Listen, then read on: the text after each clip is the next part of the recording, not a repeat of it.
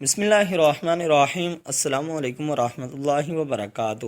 آج میں اپنے دوست کام پورا کرنے کا ایک بہت ہی پیارا وظیفہ بتاؤں گا۔ ادھورے کام پورے ہو جائیں گے انشاءاللہ۔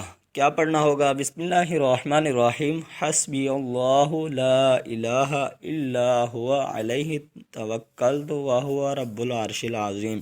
اس کا ترجمہ ہے، میرے لیے اللہ کافی ہے، اس کے علاوہ کوئی معبود نہیں، اسی پر میں نے بھروسہ کیا اور وہ عرش عظیم کا رب ہے۔ اس کا فائدہ حدیث میں ہے کہ جو شخص صبح و شام 7 مرتبہ اس دعا کو پڑھتا ہے، خواہ سچے دل سے پڑھے یا جھوٹے دل سے، اللہ تعالیٰ اس کے دنیا اور آخرت کے تمام ادھورے کاموں کو پورا فرمائے گا۔